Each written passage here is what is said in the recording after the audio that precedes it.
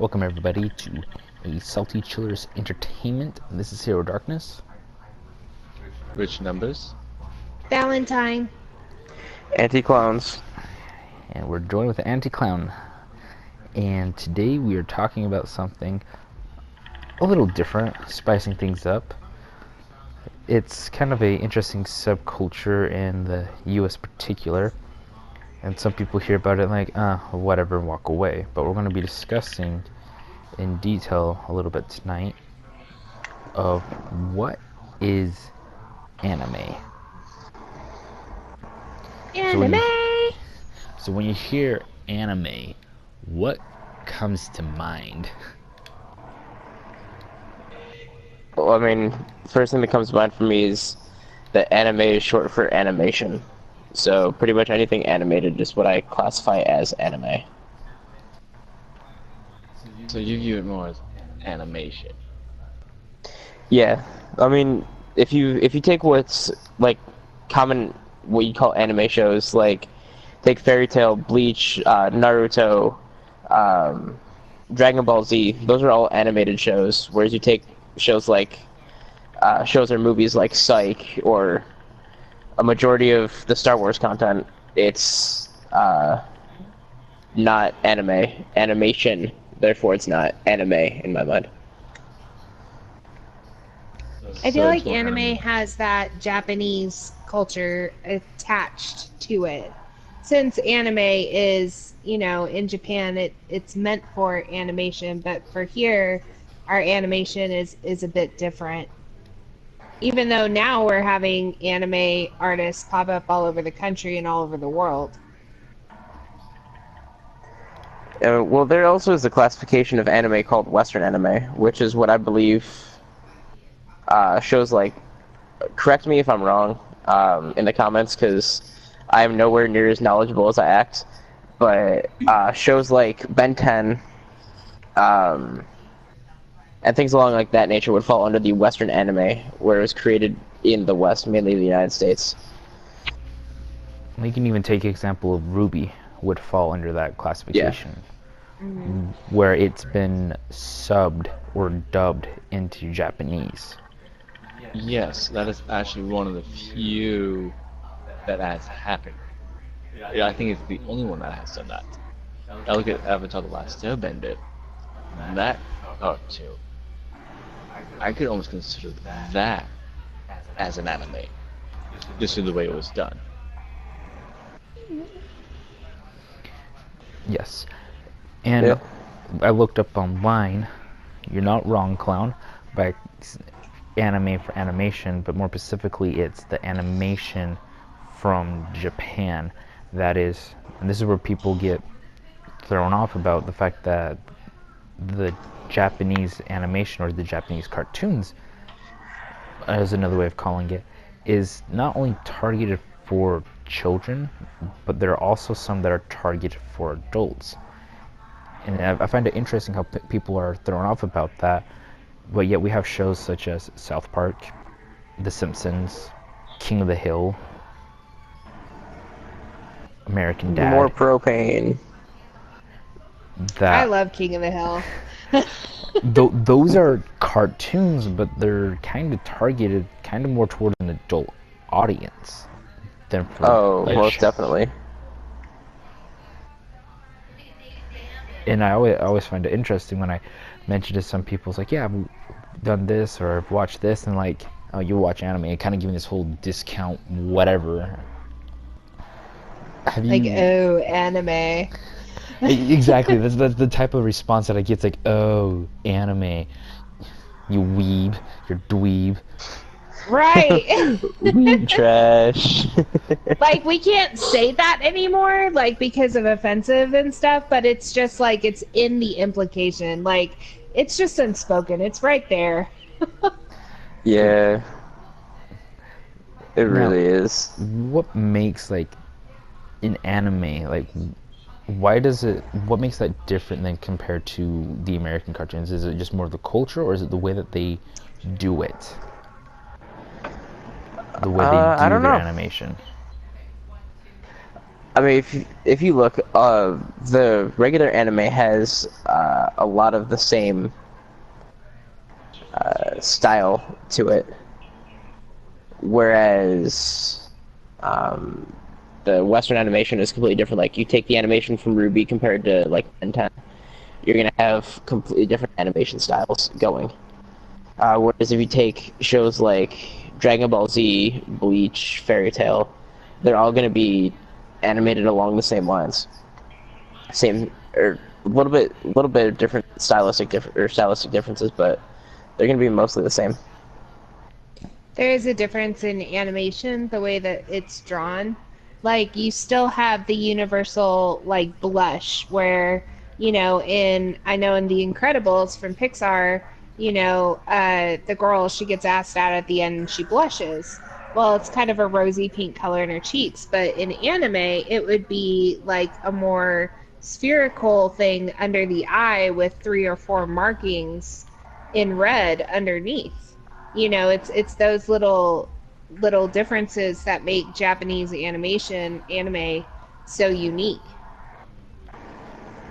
But we're getting it here. Like, I have to bring up Neo Yokio. That's an American anime series.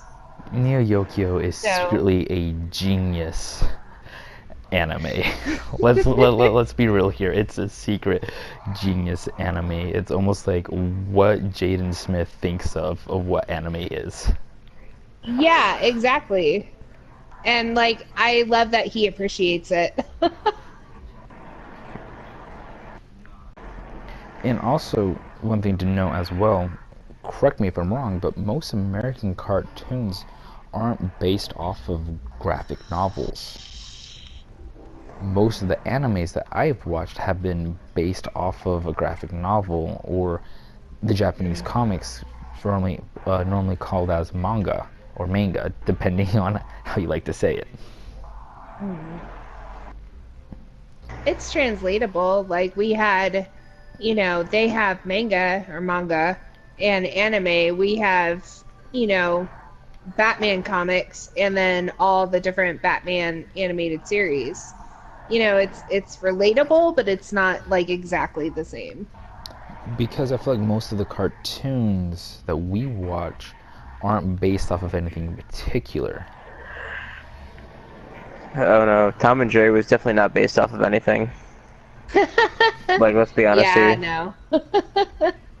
If you take the Saturday morning cartoons, which I think would be the anime that most Americans would be used to, or that I guess Westernized anime, you'd have like Tom and Jerry, Cat Dog, Teenage Mutant Ninja Funimation, Turtles. or Teenage Mutant Ninja Turtles, yeah, Most of the Animaniacs, stuff like boomerang that. stuff that appears now. That had absolutely, you could tell it had absolutely no plot.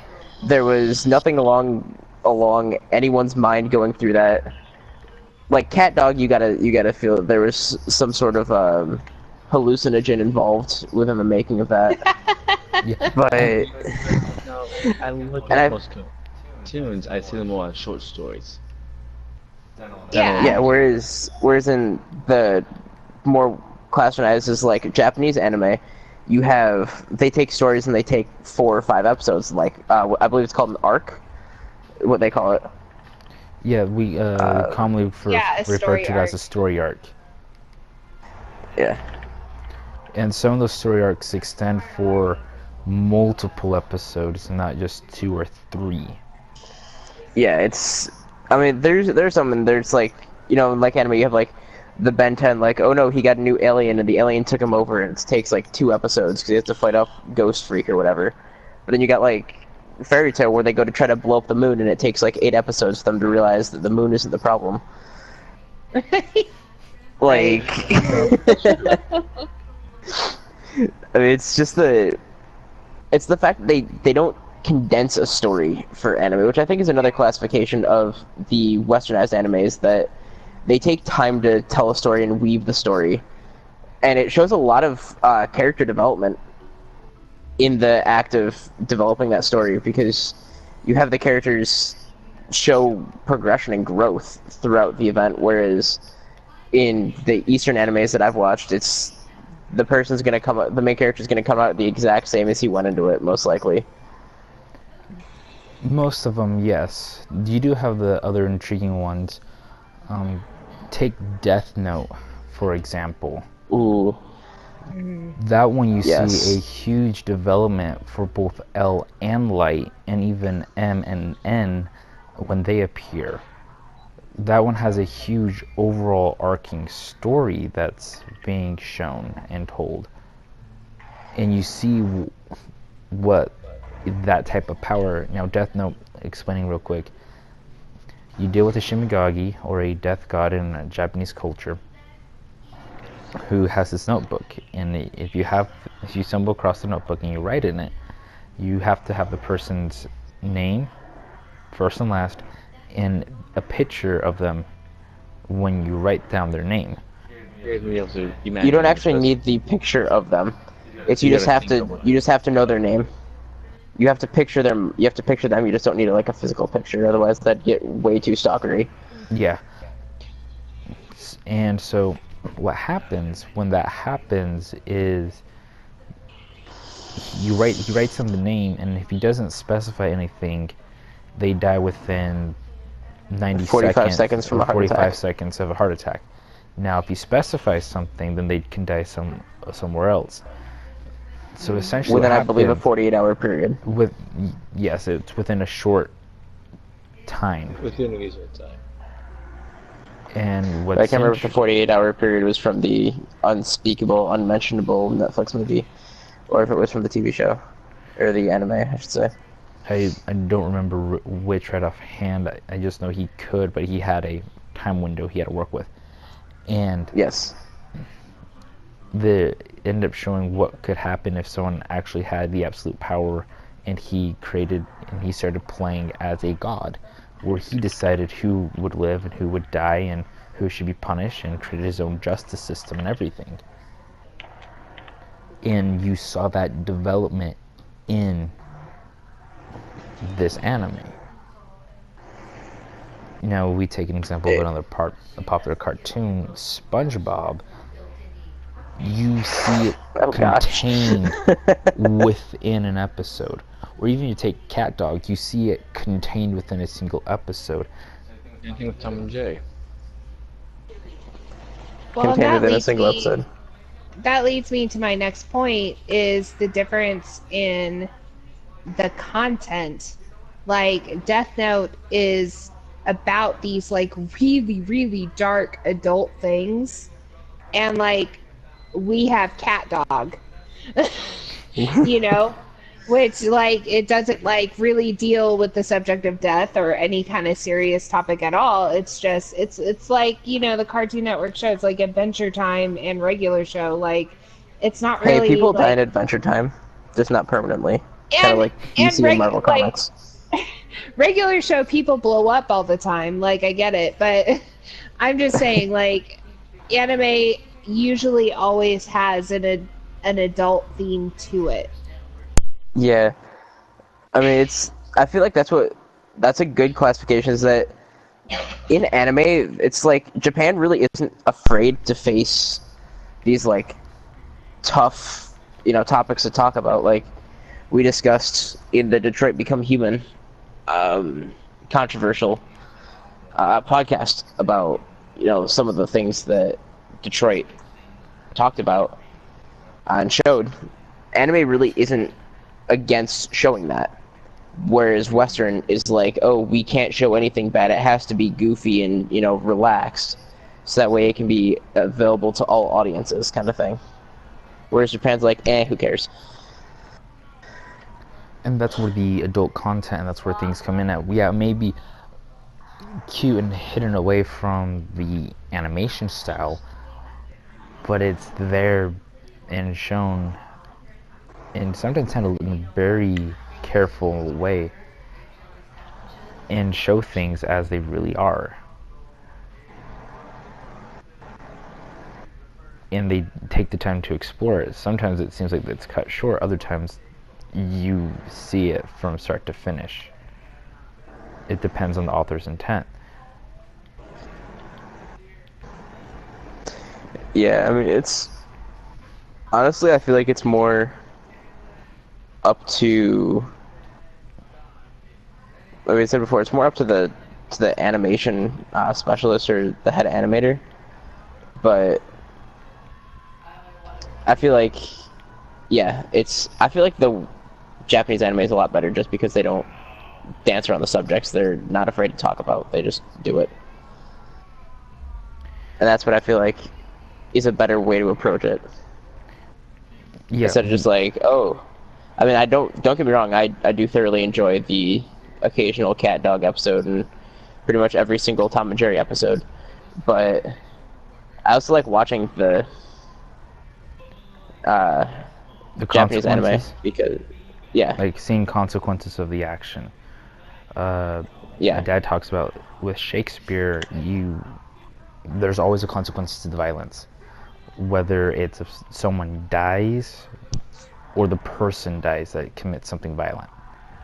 yeah, And there are some that more common in the fighting anime, which is a genre in the anime world where there is consequences to the decisions and choices and of the fights that happen.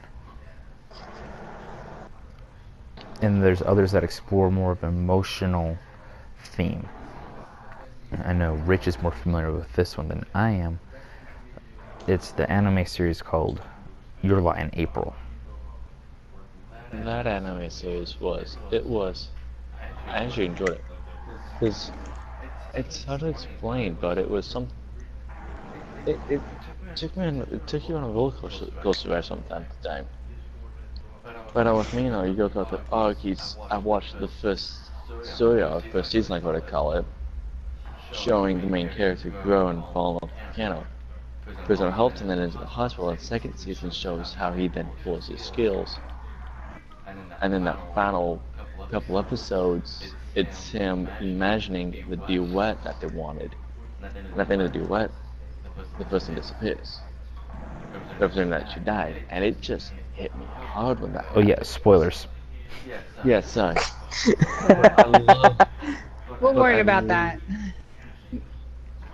But at the same time, I love sometimes just watching animes that will hit me in the feel, just to change things up, just to say, like, yes, that's something I enjoy. I don't. That is something interesting.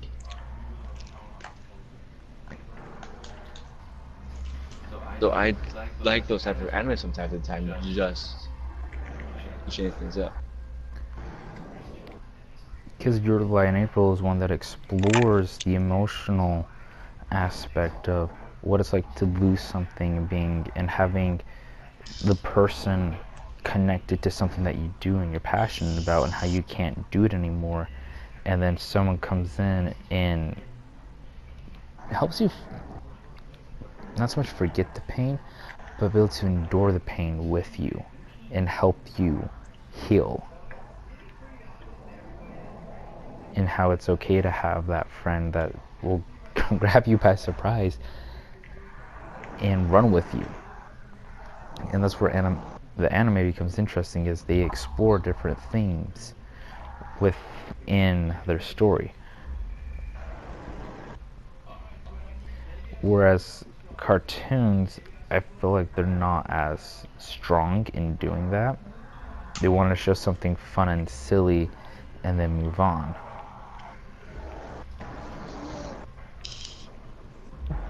I feel like that's also a big part of like cultural difference, where America has a lot of the bread and circus act going on, where they just try to distract you with all these shiny colors and shiny nickels and stuff like that, whereas Japan's like, hey, we have issues, let's talk about it. And they come up with these beautiful stories to talk about these problems. And America's like, cat dog. Regular show. Yeah. Under the hill. SpongeBob. Simpsons. Yeah, it's oh, definitely The Simpsons. Or even Family Guy for that matter. Now, Oh, occasion, gosh. on occasion, don't misunderstand us that cartoons don't do that. they will have an episode on time to time where they'll focus in on it, or they'll have that I moment think where they'll I think a talk good about it. example of that would be Teen Titans. The Teen Titans anime. That was a beautiful example. Yes, it was an anime. It had that beautiful mix of it had a lot of comedy to it, but it also had episodes that were very deep and very serious. And it did a great job of mixing the two together into a meshable story. Yes, there's one story arc where you had the humor still, and you also had the serious note of things. Take, for example, one of the first stories that they did was with Slade Wilson, aka Deathstroke, and Robin, where they showed the similarities between the two, but yet the differences at the same time. And how Robin was willing to do what he had to do to protect his friends, but not to become like Slade Wilson. Yeah. As often as Slade Wilson will try to manipulate him and say, no, you and I are exactly the same. And they explore concepts, and even with Starfire, they took time to explore, hey, there's racial things that happen, and we have to find a way to overcome it and to be able to talk about it without the name calling. There's one scene that I saw up on Pinterest where it's Starfire talking about, you know, it's not okay for other people to call me that because it's supposed to be a derogatory term, but it's okay for us to call it that, and you won't, and there's no way that you would understand. And then Cyborg goes and says, well, I'm half robot. So yeah, I understand because I'm half of something else. Yeah, it has these deep, it does have a lot of deep meanings, and I feel like that's probably the closest. Now, I could be very wrong in saying this, that Teen Titans wasn't a Western anime. I believe that it was Japanese originally, but I do not remember, honestly. But it had that beautiful mesh of just everything that makes, an anime, and I think that's the closest that the West has gotten, and probably will for a while. Yeah, and I've also been told and heard that if the intro was in English, it was more of your relaxed comedy, but if the intro was more in Japanese, it was going to be a more serious tone. Yes, the Japanese intro indicated an actually serious episode. And another thing I found interesting within the anime is how they do these ridiculous things where they show the characters like being embarrassed or confused, with them going completely white, or other things coming up, or they're angry with a little symbol that pops up in the back of their head. It's like, what? You said that? Yeah, it's a way to help relieve tension. That's really nice.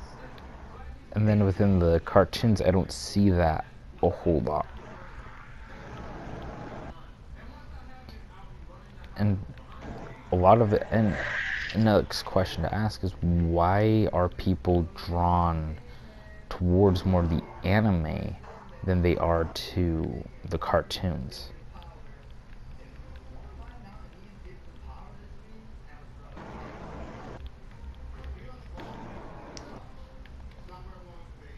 I like both, so I mean, but I like anime because sometimes an anime really like gets me, or like gets a story that I really want to watch, and so I watch it and I'll binge watch it, and then when I'm done I'll feel like this emptiness inside. till I find another really good anime, and it's really hard because I'm really picky. Yeah, I mean, I feel like that is a big problem that I have too, with trying. Like, I find something that's like, oh freak, this is awesome, and then it ends. I'm just like, but but why? No, come back. Like, you don't have to leave. I promise I'll change. Kind of things like, you know. Yeah. That's I feel like that's a big distinction right there, is the feels that you get.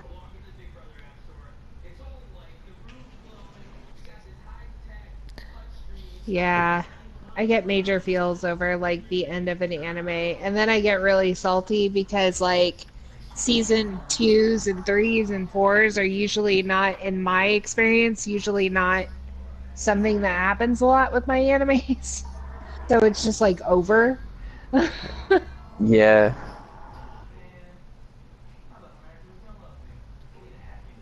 I feel like the animes that I watch when I get to that like next section never live up uh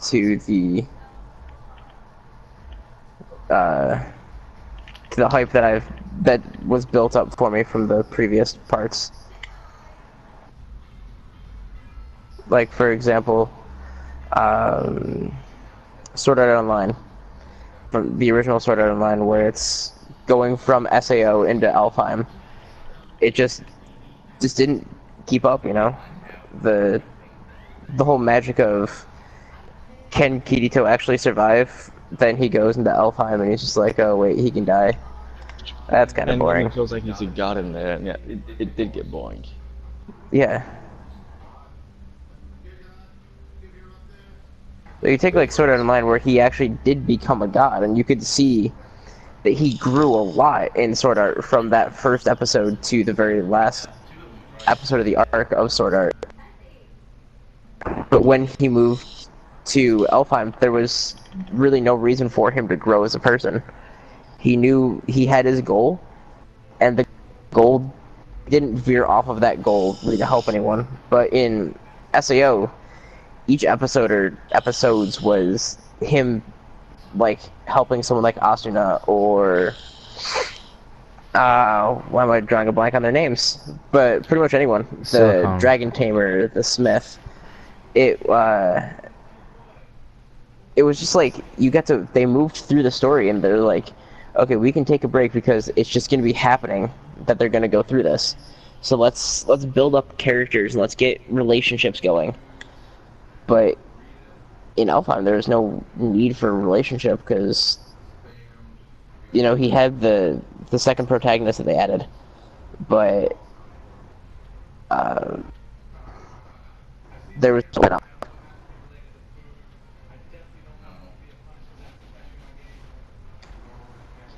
Like, oh yay, look, Kirito became a god in 2 episodes. Shocker. Like, you know?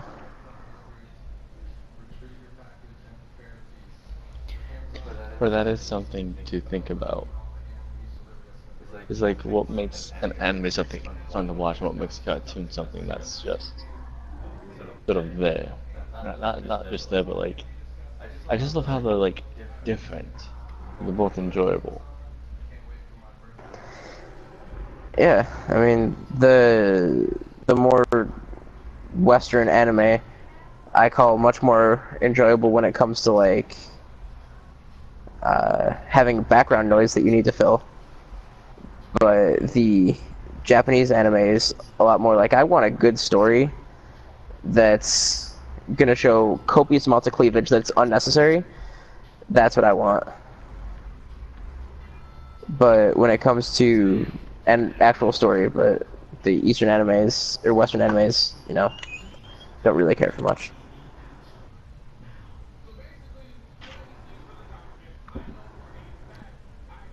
Yeah.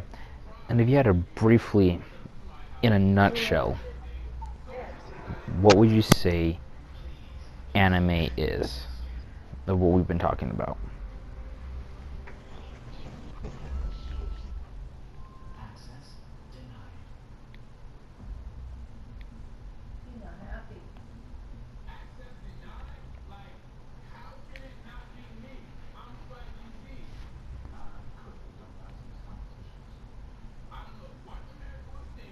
I don't have anything else to say. I don't either. This was fun though. I feel like the only thing that would be left to add, I think we've touched on it a couple times, was the the reasons for the anime being out. But I feel like we've covered that pretty clearly.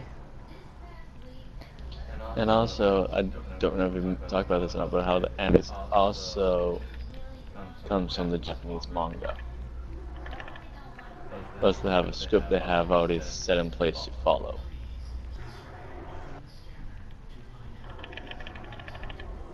Which I think is definitely something interesting, how they have a script already pre-made for the storyline that's not making it up week by week. It's already planned out full up.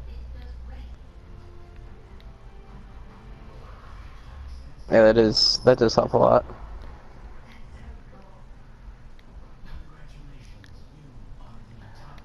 So this is how we have defined the anime and what it is, where the short version. Don't really say this to those who are a fan of anime, because they will give you dagger eyes and say, how dare you insult this that I love. It is a Japanese cartoon, but when they say anime, just know that they're referring to something that is not exactly cartoon, but rather something that tells a deeper story. Underneath all the goofiness in all the action, there is a deeper story being told. And if you want something that is intriguing, that's more recent, that I've been watching, and that I know Rich has been watching, it is known as My Hero Academia, where that one is a fighting anime, but yet also tells a story of why each of the characters are doing something within each of the fights, and what's the reason and their motives. And if you like these type of topics, or you want us to do a segment on discussing the difference between anime and cartoons, which we kind of did here, but we can go more in depth versus just giving a brief difference, but go in a little more in depth about that, let us know. And so this is what anime is. It's a type of animation, type of way of things are done, mostly from Japan. That's not to say it's become a bigger thing where it's now taking place in the West. As you take a look at some of the Netflix anime stuff, some of them are Western inspired. And this has been a SaltyChillersEntertainment podcast. This has been Hero Darkness. Which numbers? And Deep Bones. Well, Gary.